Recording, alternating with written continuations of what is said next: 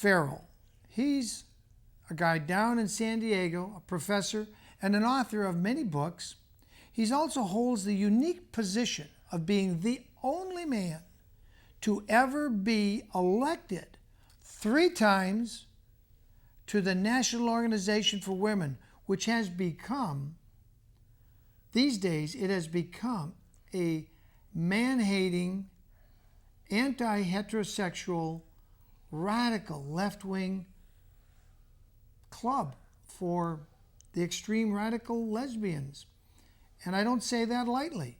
I have many women on tape saying they've dropped out of it because of that way National Organization for Women is going. And here's the guy who's a quintessential feminist. I give you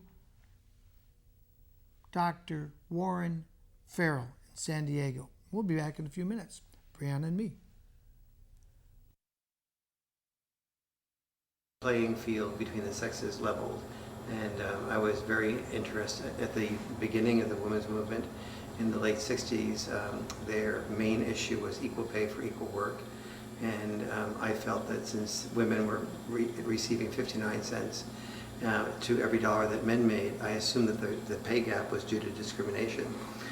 I just wrote my first book on the pay gap this year called Why Men Earn More, and was able to document that the entire pay gap was about 25 different things that men and women do in the workplace, that each of which lead to men earning more money, and each of the things of which lead to women having better lives.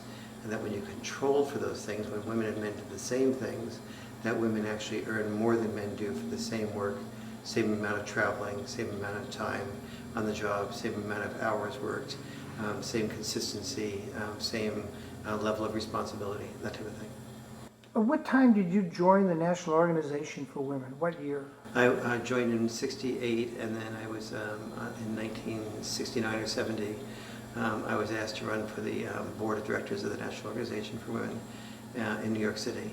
And then I was on the board from 70 to 73, became the only man in the United States ever elected, actually 3 times to the board of NOW in New York City. What did you do to earn that position that the women wanted you on their board of directors? I think probably if I were to identify one thing, it was that I listened. I sort of understood what they were talking about.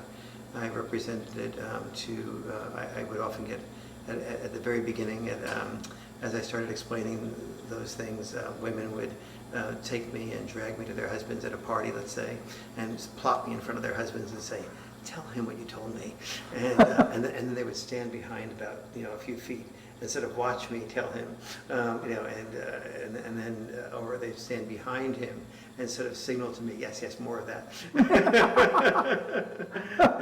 So you were a husband trainer. Yes, I felt like I was a person in an orchestra being conducted by and then I was the symphony, and the woman was the conductor of the orchestra.